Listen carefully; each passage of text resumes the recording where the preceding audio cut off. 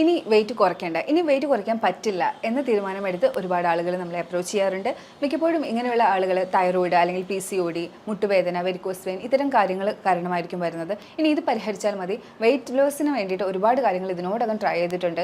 ഒരുപാട് പൊടികൾ ട്രൈ ചെയ്തു, ന്യൂട്രീഷൻ പ്രോഡക്ട്സ് ട്രൈ ചെയ്തു, ഡയറ്റ് ട്രൈ ചെയ്തു, എക്സസൈസ് ട്രൈ ചെയ്തു, ഇതൊന്നും വർക്ക് ചെയ്യുന്നില്ല എന്ന് പറഞ്ഞിട്ടായിരിക്കും. എന്നാൽ ഇത്തരം ആളുകൾക്ക് ഒരു മാസത്തിൽ തന്നെ 5 to 10 kg ഒക്കെ കുറച്ചിട്ടാണ് നമ്മൾ അവർക്ക് റിസൾട്ട് കൊടുക്കുന്നത്. അപ്പം ഇങ്ങനെ വെയിറ്റ് കുറയാതിരിക്കാൻ എന്താണ് കാര്യം, അത് മറികടക്കാൻ എന്തൊക്കെ ചെയ്യാമെന്നാണ് ഇന്നത്തെ വീഡിയോയിലൂടെ നമ്മൾ ഡിസ്കസ് ചെയ്യുന്നത്. ഞാൻ doctor Amina, Nirala natural care സെൻ്ററിലെ ചീഫ് മെഡിക്കൽ ഓഫീസറാണ്.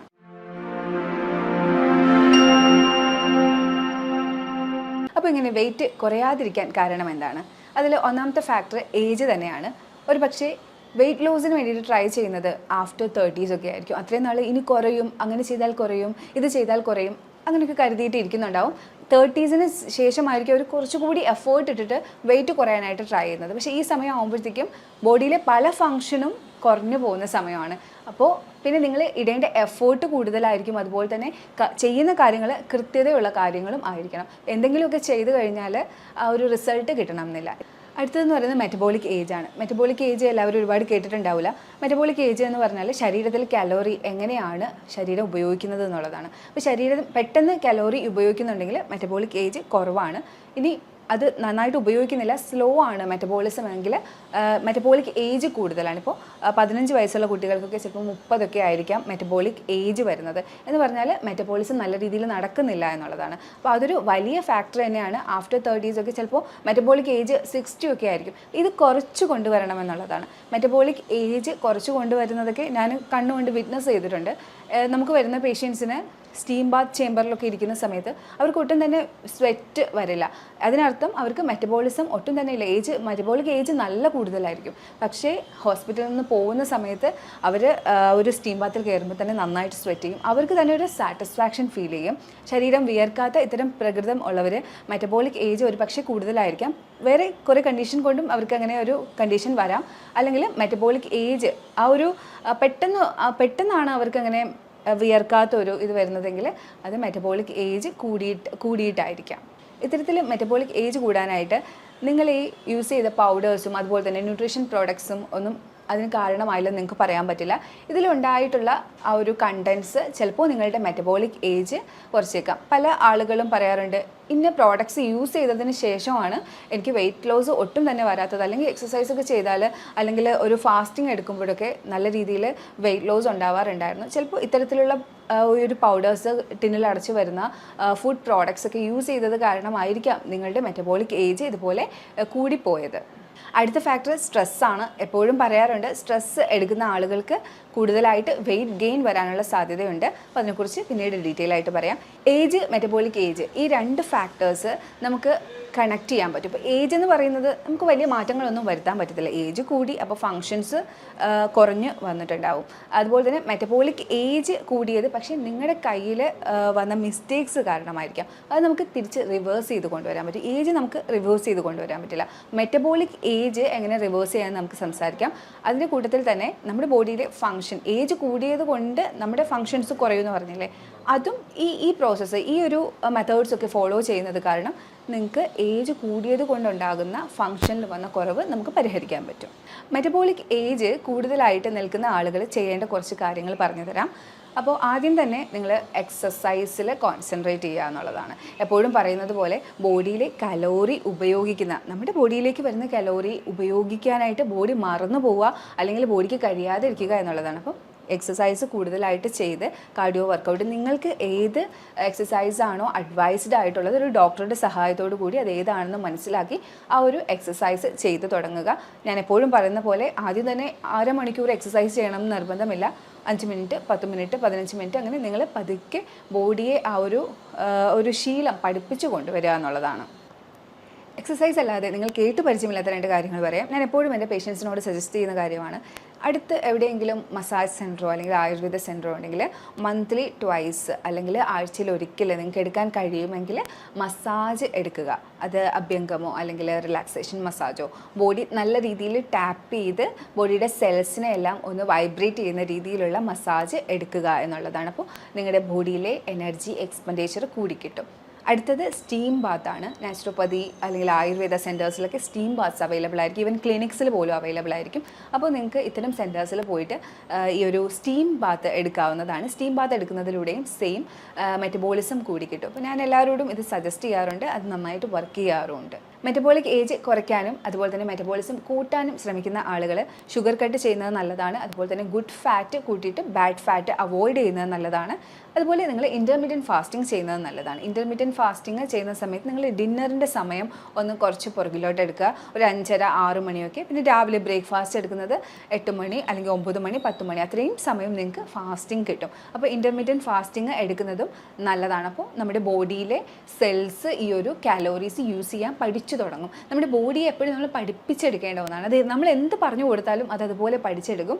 പിന്നെ പുതിയ കാര്യങ്ങൾ പഠിപ്പിക്കുന്ന സമയത്ത് കുറച്ച് വാശിയൊക്കെ കാണിക്കുന്നേ ഉള്ളൂ. അതായത് നിങ്ങളിപ്പോൾ ഇൻ്റർമീഡിയൻറ്റ് ഫാസ്റ്റിംഗ് ചെയ്ത് തുടങ്ങുന്ന സമയത്ത് കുറച്ച് തലവേദന അല്ലെങ്കിൽ ഗ്യാസ്ട്രിക് പ്രോബ്ലംസ് വരും. പക്ഷേ നിങ്ങളത് കണ്ടിന്യൂസ് ആയിട്ട് ചെയ്യുമ്പോൾ അത് പതുക്കെ നിങ്ങളുടെ ബോഡി അതങ്ങ് അഡ്മിറ്റ് ചെയ്തോളൂ.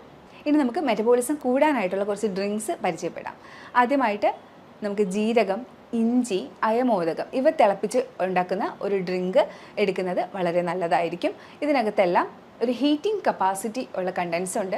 അതുപോലെ തന്നെ നമ്മുടെ ബോഡി ഡീടോക്സിഫൈ ചെയ്യുകയും ഫാറ്റ് ഉരുകാനായിട്ട് ഹെൽപ്പ് ചെയ്യുകയും ബോഡിയുടെ സെൽസിൻ്റെ ആക്ടിവിറ്റീസ് ഒക്കെ കൂടാനായിട്ട് ഹെൽപ്പ് ചെയ്യുകയും ചെയ്യുന്നുണ്ട് ഈ എല്ലാ കണ്ടൻറ്റും. ഇതൊക്കെ ഒരു സ്പൈസ് വർഗ്ഗത്തിൽ പെടുന്നതാണ്. ഇനി അടുത്തത് ജിഞ്ചർ ടീ ആണ്. നമ്മളെപ്പോഴും നാച്ചുറോപ്പതിയിലും അതുപോലെ തന്നെ ആയുർവേദത്തിലൊക്കെ സജസ്റ്റ് ചെയ്യുന്ന ജിഞ്ചർ ടീ എടുക്കുന്നത് നിങ്ങൾക്ക് കൂടുതലായിട്ട് മെറ്റബോളിസം കൂടാനായിട്ട് ഹെൽപ്പ് ചെയ്യും. ഫാറ്റെല്ലാം പോകാനായിട്ടും അതുപോലെ തന്നെ സെൽസിൻ്റെ ആക്ടിവിറ്റീസ് കൂടാനായിട്ടും ശരീരം കാലറി കുറച്ച് കൂടുതലായിട്ട് യൂസ് ചെയ്യാനായിട്ടും ജിഞ്ചർ ടീ എടുക്കുന്നത് ഹെൽപ്പ് ചെയ്യും. എല്ലാവരും കേട്ടിട്ടുള്ള ഗ്രീൻ ടീ എടുക്കുന്നതും വളരെ നല്ലതാണ്. കറുവപ്പട്ട തിളപ്പിച്ചിട്ട് എടുക്കുന്ന ടീ, അതായത് സിന്നമൺ ടീ എടുക്കുന്നത് നല്ലതാണ്. ഇതിനകത്ത് നിങ്ങളെപ്പോഴും സിലോൺ സിന്നമൺ തന്നെ യൂസ് ചെയ്യുക. സാധാരണ കിട്ടുന്ന സിന്നമൺ മിക്കപ്പോഴും വിഷാംശമുള്ളതായിരിക്കും. അതുകൊണ്ട് സിലോൺ സിന്നമൺ യൂസ് ചെയ്യാനായിട്ട് ശ്രമിക്കുക. അത് കുറച്ച് സിന്നമൺ സ്റ്റിക്സ് ഒരു ഗ്ലാസ് വെള്ളത്തിൽ അല്ലെങ്കിൽ 150 ml വെള്ളത്തിനകത്ത് കുറച്ച് കറുവപ്പട്ട ഇട്ടിട്ട് നല്ല തിളപ്പിച്ച് അതിനെ ഒരു 50 ml ആക്കി മാറ്റി കഴിഞ്ഞാൽ നിങ്ങൾക്ക് സിന്നമൺ ടീ കിട്ടും. ഇത് നിങ്ങൾക്ക് മെറ്റബോളിസം കൂടാനായിട്ടും ഹോർമോൺ ബാലൻസ് ആവാനായിട്ടൊക്കെ ഹെൽപ്പ് ചെയ്യാറുണ്ട്. അതുപോലെ തന്നെ നിങ്ങൾക്ക് പെപ്പർമിൻറ്റ്, മിൻറ്റ് ഒക്കെ ഇത്തരത്തിൽ മെറ്റബോളിസം കൂട്ടാനായിട്ട് യൂസ് ചെയ്യാം. കൂടാതെ നിങ്ങൾ ഒരുപാട് പേര് കേട്ടിട്ടുള്ള ബട്ടർ പ്രൂഫ് കോഫിയും ഇതുപോലെ തന്നെ നമുക്ക് മെറ്റബോളിസം കൂടാനായിട്ട് ഹെൽപ്പ് ചെയ്യുന്നുണ്ട്. കോഫി മെറ്റബോളിസം കൂടാനായിട്ട് ഹെൽപ്പ് ചെയ്യും. അതിനകത്ത് ഒരു ചെറിയ പീസ് ബട്ടർ കൂടി ആഡ് ചെയ്യുകയാണെങ്കിൽ മെറ്റബോളിസം കൂടാനായിട്ട് അത് ഹെൽപ്പ് ചെയ്യുന്നുണ്ട്. കോഫി എടുക്കാമെന്ന് കരുതി ഒരുപാട് ക്വാണ്ടിറ്റി എടുക്കേണ്ട, അമിതമായാൽ അമൃത് വിഷമെന്നാണല്ലോ. അപ്പോൾ അതുകൊണ്ട് വളരെ കുറഞ്ഞ ക്വാണ്ടിറ്റി ഡെയിലി 2 ടൈംസോ അല്ലെങ്കിൽ 1 ടൈമോ നിങ്ങൾക്ക് ഇതുപോലെ മെറ്റബോളിസം കൂടാനായിട്ട് ഉപയോഗിക്കാം. ഏജും മെറ്റബോളിക് ഏജും ഒക്കെ പോലെ തന്നെ വണ്ണം കുറയാതിരിക്കാൻ കാരണമാകുന്ന മറ്റൊരു കാര്യമാണ് ഇൻഫ്ലമേഷൻ അഥവാ അണുബാധ എന്ന് വേണമെങ്കിൽ പറയാം. നമ്മുടെ ശരീരത്ത് ഇൻഫ്ലമേഷൻ വരുന്നത് കൊണ്ടായിരിക്കാം ഒരു പക്ഷേ ഇത്തരക്കാർക്ക് വണ്ണം കുറയാത്തത്. ഒരുപാട് ആളുകൾ പറയുന്നത് കേട്ടിട്ടുണ്ട്, ഒത്തിരി ഡയറ്റ് ചെയ്തു, ഇപ്പോഴും ഡയറ്റിലാണ്, പക്ഷേ എനിക്ക് ഒരു മാറ്റവും തന്നെ വരുന്നില്ല എന്നുള്ളത്. അപ്പോൾ ഇവരുടെ ശരീരത്ത് ഒരുപക്ഷെ ഇൻഫ്ലമേഷനുസ് ഉണ്ടായിരിക്കാം. ഈ ഇൻഫ്ലമേഷൻസ് പറയുമ്പോഴത്തേക്കും അണുബാധ, ഇങ്ങനെ മുറിവ് ഉണ്ടാകുക, അത് നമുക്ക് കാണാൻ കഴിയാത്ത രീതിയിലായിരിക്കും. അതായത് സെൽസിനുള്ളിൽ അതിന് ഡാമേജ്ഡ് ആയിട്ട് വരുന്ന ഒരു ഇൻഫ്ലമേഷൻ, അതായത് സെല്ലിന് ഡാമേജ് ഉണ്ടാകുന്ന സാഹചര്യത്തിൽ അതിന് ചുറ്റും അതിനെ പ്രൊട്ടക്റ്റ് ചെയ്യാനായിട്ട് ഫ്ലൂയിഡ് കൂടി വരും. ആ ഫ്ലൂയിഡിൻ്റെ ഒരു കൂടുതൽ കാരണം ഉണ്ടാകുന്ന ഒരു വണ്ണം കൂടുതൽ അല്ലെങ്കിൽ വെയിറ്റ് കൂടുതലായിരിക്കും ഇത്തരം ആളുകൾക്ക് ഉണ്ടാകുന്നത്. അപ്പോൾ ഡയറ്റിനകത്ത് നമ്മൾ ആൻറ്റി ഇൻഫ്ലമേറ്ററി ആയിട്ടുള്ള കണ്ടൻറ്റ് കൂടി ആഡ് ചെയ്തില്ലെങ്കിൽ അവർക്ക് വണ്ണം കുറയുന്നതായിട്ട് കാണാൻ കഴിയില്ല. അപ്പോൾ നമുക്ക് ആൻറ്റി ഇൻഫ്ലമേറ്ററി ആയിട്ട് എന്തൊക്കെ എടുക്കാമെന്നൊന്ന് നോക്കാം. അതിൽ ആദ്യം തന്നെ ഫ്രൂട്ട്സും വെജിറ്റബിൾസുമാണ്. ഏത് ഫ്രൂട്ട്സും വെജിറ്റബിൾസും നിങ്ങൾക്ക് എടുക്കാം. അതിൽ തന്നെ ഗ്രീൻ ലീഫി ആയിട്ടുള്ള വെജിറ്റബിൾസ് എടുക്കുന്നത് വളരെ നല്ലതായിരിക്കും. ഇനി ഫ്രൂട്ട്സ് ആണെങ്കിൽ പേരയ്ക്ക, പപ്പായ, ആപ്പിൾ എല്ലാം എടുക്കുന്നത് നിങ്ങൾക്ക് നല്ലതാണ്. ബെറീസ് എടുക്കുന്നത് കൂടുതൽ നല്ലതാണ്. അഫോർഡബിൾ ആയിട്ട് വരണം എന്നില്ല, എന്നാലും ഇൻഫ്ലമേഷനുള്ള ആളുകൾ ബെറീസ് കൂടുതൽ എടുക്കുന്നത് നല്ലതാണ്. ഇനി ബെറീസ് നമ്മുടെ നാട്ടിൽ തന്നെ ഉണ്ട്. ഗൂസ്ബെറി അതുപോലെ ഉള്ള ബെറീസ് നമ്മുടെ നാട്ടിൽ തന്നെ അവൈലബിൾ ഉണ്ട്. അത് എടുത്താലും മതിയാവും. ഇത്തരത്തിൽ ഫ്രൂട്ട്സ് വെജിറ്റബിൾസ് എടുക്കുമ്പോൾ ഒരു ചെറിയ പോർഷൻ തോരൻ അല്ലെങ്കിൽ ഒരു ആപ്പിൾ അല്ല നിങ്ങൾ എടുക്കേണ്ടത്. എപ്പോഴും 3 to 4 കപ്പ് വരെ ഫ്രൂട്ട്സ് എടുക്കേണ്ടി വരും. അപ്പോൾ നിങ്ങൾക്ക് അഫോർഡ് ചെയ്യാൻ പറ്റുന്ന രീതിയിലുള്ള ഫ്രൂട്ട്സ് അല്ലെങ്കിൽ വീട്ടിൽ ഉണ്ടാകുന്ന ഫ്രൂട്ട്സൊക്കെ ചൂസ് ചെയ്യുക. അതുപോലെ തന്നെ വെജിറ്റബിൾസ് ആയാലും 1 സ്പൂൺ തോരനൊന്നുമല്ല വെജിറ്റബിൾസിൽ ഉൾപ്പെടുന്നത്. ഇതുപോലെ തന്നെ 3 to 4 കപ്സ് ആയിരിക്കും വെജിറ്റബിൾസ് നിങ്ങൾ കഴിക്കേണ്ടി വരുന്നത്. അത് സാലഡായിട്ടും തോരനായിട്ടും അവിയലായിട്ടും ഉൾപ്പെടുത്തുന്നുണ്ടെന്ന് ഉറപ്പ് വരുത്തുക. അടുത്തത് പറയുന്നത് ഗുഡ് ഫാറ്റ് ആണ്. ഗുഡ് ഫാറ്റ് എന്ന് പറയുമ്പോൾ ഒമേഗ 3 ഫാറ്റി ആസിഡ് അടങ്ങിയിട്ടുള്ള അയല, ചൂര, മത്തി അങ്ങനത്തെ മീനുകൾ നിങ്ങൾക്ക് ഉപയോഗിക്കാം. ഒമേഗ 3 ഫാറ്റി ആസിഡിൻ്റെ ക്യാപ്സ്യൂൾസ് ഡോക്ടേഴ്സിൻ്റെ സഹായത്തോടു കൂടി നിങ്ങൾക്ക് യൂസ് ചെയ്യാം. അതുപോലെ തന്നെ കോക്കനട്ട് മിൽക്ക് നല്ലതാണ്, ആൽമണ്ട്, വാൾനട്ട്, അതുപോലത്തെ നട്ട്സ് നല്ലതാണ്. അതുപോലെ നിങ്ങൾക്ക് ബട്ടർ യൂസ് ചെയ്യാം, ഒലീവ് യൂസ് ചെയ്യാം, അവക്കാഡോസ് യൂസ് ചെയ്യാം. ഇതെല്ലാം നിങ്ങൾക്ക് ഗുഡ് ഫാറ്റ് ആയിട്ട് യൂസ് ചെയ്യാം. ഇങ്ങനത്തെ ഗുഡ് ഫാറ്റ്സ് എടുക്കുന്നത് കൊണ്ട് നിങ്ങളുടെ സെൽസ് റിപ്പയർ ആവുകയും പതിയെ ഇൻഫ്ലമേഷൻ കുറഞ്ഞു വരികയും ചെയ്യും. തവിടോട് കൂടിയുള്ള ധാന്യങ്ങൾ എടുക്കുന്നത് ഇതുപോലെ തന്നെ നിങ്ങൾക്ക് ഇൻഫ്ലമേഷൻ കുറയാനായിട്ട് ഹെൽപ്പ് ചെയ്യും. ഫൈബേഴ്സിൻ്റെ കണ്ടൻറ്റ് കൂടുതലുള്ളത് കൊണ്ട് തന്നെ ഗ്ലൈസീമിക് ഇൻഡെക്സ് കൂടുതലായിരിക്കും. ഇത്തരത്തിൽ ഷുഗർ കൂടുതലായിട്ട് ബ്ലഡിലേക്ക് ചെല്ലാതിരിക്കുന്ന സാഹചര്യത്തിൽ ഇൻഫ്ലമേഷൻസ്, അതായത് സെല്ലുകളിൽ ഉണ്ടാകുന്ന ചെറിയ ചെറിയ ഡാമേജുകൾ കുറഞ്ഞു വരികയും അതുപോലെ തന്നെ നീർക്കെട്ട് കുറഞ്ഞു വരികയും ചെയ്യും. അപ്പോൾ കൂടുതലായിട്ട് തവിടുള്ള അരി ഉപയോഗിക്കാൻ അല്ലെങ്കിൽ ധാന്യങ്ങൾ തവിടോട് കൂടിയത് ഉപയോഗിക്കാൻ ശ്രദ്ധിക്കുക. അതുപോലെ തന്നെ തവിട് ഇല്ലാത്തത് ഉപയോഗിക്കാതിരിക്കുകയും ചെയ്യുക. നമുക്ക് എല്ലാവർക്കും അറിയാവുന്നൊരു കാര്യമാണ് മഞ്ഞളിൽ അടങ്ങിയിരിക്കുന്ന കുർക്കുമിൻ എന്ന് പറയുന്ന കണ്ടൻറ്റ് ആൻറ്റി ഇൻഫ്ലമേറ്ററി ആണെന്നുള്ളത്. അപ്പോൾ ആൻറ്റി ഇൻഫ്ലമേറ്ററി ആയിട്ടുള്ള ഈ കുർക്കുമിൻ അടങ്ങിയിട്ടുള്ള മഞ്ഞൾ നമുക്ക് സുലഭമാണ്. അപ്പോൾ ശുദ്ധമായിട്ടുള്ള മഞ്ഞൾ അതിൻ്റെ പൊടിയെടുത്ത് പാലിലോ അല്ലെങ്കിൽ വെള്ളത്തിലോ, പാലിന് അലർജി ഇല്ലെങ്കിൽ പാലെടുക്കാം, അല്ലെങ്കിൽ വെള്ളം അല്ലെങ്കിൽ തേൻ ഏതിലെങ്കിലും ചാലിച്ച് എവറി ഡേ എടുക്കുകയാണെങ്കിൽ ഇതുപോലുള്ള ഇൻഫ്ലമേഷൻസ് ക്രമേണ കുറഞ്ഞു കിട്ടാനായിട്ട് ഹെൽപ്പ് ചെയ്യുന്നുണ്ട്. ഗ്രീൻ ടീ എടുക്കുന്നത് നല്ലതാണ്, ആൻറ്റി ഇൻഫ്ലമേറ്ററി ആണ്, കൂടാതെ മെറ്റബോളിസം കൂട്ടാനും ഹെൽപ്പ് ചെയ്യുന്നുണ്ട്. അപ്പോൾ ഗ്രീൻ ടീയും നിങ്ങൾക്ക് എടുക്കാം. ചിക്ക് പീ, വെള്ളക്കടല നിങ്ങൾ യൂസ് ചെയ്യുകയാണെങ്കിൽ അതിനകത്ത് ഇതുപോലെ നമ്മുടെ ആൻറ്റി ഓക്സിഡൻസും ഫ്ലവനോയിഡ്സും ഒക്കെ കൂടുതലായിട്ട് അടങ്ങിയിട്ടുള്ളത് കൊണ്ട് തന്നെ അതൊരു ആൻറ്റി ഇൻഫ്ലമേറ്ററി ആയിട്ട് എഫക്റ്റ് ചെയ്യുന്നുണ്ട്. ഇപ്പോൾ പ്രോട്ടീൻ സോഴ്സായിട്ട് ചിക്ക് പീ എടുക്കാനായിട്ട് ശ്രദ്ധിക്കുക. അതുപോലെ തന്നെ ഇത്തരക്കാർ നല്ല രീതിയിൽ വെള്ളം കുടിക്കുക. ഒരു 3 ലിറ്റർ മുതൽ 4 ലിറ്റർ വരെയെങ്കിലും വെള്ളം കുടിക്കാനായിട്ട് ശ്രദ്ധിക്കുക. വെള്ളം കുടിക്കാൻ ഒത്തിരി മടിയുള്ളവരാണെങ്കിൽ അതിന് അനുയോജ്യമായിട്ടുള്ള ബോട്ടിൽസൊക്കെ യൂസ് ചെയ്ത് വെള്ളം കുടിക്കുന്നുണ്ട് എന്ന് ഉറപ്പുവരുത്തുക. അതുപോലെ നല്ല രീതിയിൽ ഉറങ്ങുക, സ്ട്രെസ്സ് കുറയ്ക്കുക എന്നതും ആൻറ്റി ഇൻഫ്ലമേറ്ററി ആയിട്ടുള്ള ഒരു ഡയറ്റിൻ്റെ ഭാഗമായിട്ട് നിങ്ങൾ ഫോളോ ചെയ്യണം. നല്ല ക്വാളിറ്റി സ്ലീപ്പ് ഉണ്ടാവണം, എന്നാൽ മാത്രമേ ഈ ഒരു സെൽസ് എല്ലാം ഡാമേജ് ആണ്. അപ്പോൾ ആ സെൽസിന് ഡാമേജ് മാറാനായിട്ട് ഡീപ്പ് സ്ലീപ്പ് ആവശ്യമാണ്. നല്ല രീതിയിൽ ഉറങ്ങുന്ന സമയത്ത്, നിങ്ങൾ ഡീപ്പ് സ്ലീപ്പിലോട്ട് പോകുന്ന സമയത്താണ് ശരീരത്തിലെ ഓരോ കോശങ്ങളും റിപ്പയർ ചെയ്യുന്നത്. അപ്പോൾ നിങ്ങൾ ആ ഒരു ഡീപ്പ് സ്ലീപ്പ് കുറച്ച് നേരെ കൊടുക്കുന്നുള്ളൂ എന്നുണ്ടെങ്കിൽ ആ ഒരു ഡാമേജ് മാറ്റിയെടുക്കാനുള്ള സമയം നിങ്ങൾക്ക് ഒരുപാട് നാളെടുക്കും ആ ഒരു ഇൻഫ്ലമേഷൻ മാറാനായിട്ട്. അപ്പോൾ നല്ല രീതിയിലൊരു 6 മണിക്കൂർ മുതൽ 9 മണിക്കൂർ വരെ കൃത്യമായിട്ട് ഉറങ്ങാനായിട്ട് ശ്രമിക്കുക. ഉറങ്ങാൻ ബുദ്ധിമുട്ടുണ്ട്, എന്തെങ്കിലും സ്ട്രെസ്സോ അല്ലെങ്കിൽ വിഷമങ്ങളോ എന്തെങ്കിലും ഉണ്ടെങ്കിൽ അതിന് വേണ്ട ട്രീറ്റ്മെൻറ്റ് എടുത്ത് അത് ആദ്യം നിങ്ങൾ മാറ്റുക. ഇത്തരത്തിൽ ഇൻഫ്ലമേഷൻസ് കൊണ്ടുവരുന്ന കുറച്ച് ഫുഡിനെ നമുക്കിനി പരിചയപ്പെടാം. White bread, white rice, soda, added sugar അടങ്ങിയിട്ടുള്ള ബേക്കറി ഐറ്റംസ്, അതുപോലെ തന്നെ ഹൈഡ്രജനേറ്റഡ് ഓയിൽസ് വെച്ച് ഫ്രൈ ചെയ്യുന്ന ഫ്രഞ്ച് ഫ്രൈസ്, KFC. ചില ആളുകൾ KFC ഒക്കെ ചിക്കൻ ആണല്ലോ, പ്രോട്ടീൻ സോഴ്സ് ആണല്ലോ എന്ന് പറഞ്ഞ് അത് യൂസ് ചെയ്യാറുണ്ട്. പക്ഷേ ഇത് ഹൈഡ്രജനേറ്റഡ് ഓയിലിൽ കുക്ക് ചെയ്യുന്നത് കൊണ്ട് ഇത് നിങ്ങൾക്ക് നല്ലതല്ല. അതുപോലെ തന്നെ പ്രവാസികൾ കൂടുതലായിട്ട് യൂസ് ചെയ്യുന്ന ഹോട്ട് ഡോഗ്, സോസേജ്, അതുപോലെ തന്നെ ഫ്രോസൺ ആയിട്ടുള്ള ഫുഡ് യൂസ് ചെയ്യാറുണ്ട്. മിക്കപ്പോഴും പ്രവാസികളായിട്ടുള്ള കുട്ടികൾക്കൊക്കെ ചെറുതിലേ തന്നെ ഒരുപാട് അലർജീസും കാര്യങ്ങളും വരാറുണ്ട്. ഇത്തരത്തിലുള്ള ഫുഡുകൾ കാലക്രമേണ നിങ്ങളെ ക്യാൻസറിലേക്ക് വരെ എത്തിക്കാനായിട്ടുള്ള സാധ്യതയുണ്ട്. ഈസി ആയിരിക്കും കഴിക്കാനൊക്കെ, പ്രോട്ടീൻ സോഴ്സ് ആണ് എന്നൊക്കെ വിചാരിക്കും. ഒരിക്കലും ഇത്തരത്തിലുള്ള പ്രോട്ടീൻ സോഴ്സ് നമ്മുടെ ബോഡിക്ക് നല്ലതല്ല. അപ്പോൾ ഇത്തരത്തിലുള്ള ഫുഡുകൾ കംപ്ലീറ്റ് ആയിട്ട് അവോയ്ഡ് ചെയ്യുക. ഉറപ്പായിട്ടും ബേക്കറി പ്രോഡക്ട്സിൽ റിഫൈൻഡ് ആയിട്ടുള്ള ഫ്ലോർസ് യൂസ് ചെയ്യുന്നുണ്ടാവും. ഇപ്പോൾ മൈദ അല്ലെങ്കിൽ ആട്ട അതുപോലത്തെയുള്ള മാവുകളായിരിക്കും ഉപയോഗിക്കുന്നത്. അല്ലെങ്കിൽ അതിനകത്ത് ആഡഡ് ഷുഗർ ഉണ്ടാവും. ഷുഗർ അല്ലാതെ സ്വീറ്റ്നേഴ്സ് ആയിട്ടുള്ള നമ്മുടെ ബോഡിക്ക് നല്ലതല്ലാത്ത രീതിയിലുള്ള ഷുഗർ ആയിരിക്കാം യൂസ് ചെയ്യുന്നത്. അത് കുറച്ച് ക്വാണ്ടിറ്റി യൂസ് ചെയ്താൽ തന്നെ ഒരുപാട് മധുരം കിട്ടും. അപ്പോൾ അതാണ് ഇൻഡസ്ട്രിയിൽ യൂസ് ചെയ്യുന്നത്. അപ്പോൾ അത്തരത്തിലുള്ള മധുരങ്ങൾ ചേർത്തിട്ടുള്ള ഫുഡായിരിക്കും നിങ്ങൾ ഈ ബേക്കറി ഇന്ന് മേടിച്ച് കഴിക്കുന്നത്. അപ്പോൾ അതൊരിക്കലും ഇത്തരത്തിൽ ഇൻഫ്ലമേഷൻ വന്നിട്ടുള്ള ബോഡിയിൽ ഇങ്ങനെ വെയിറ്റ് കുറയാതിരിക്കുന്ന ആളുകൾക്ക് നല്ലതല്ല.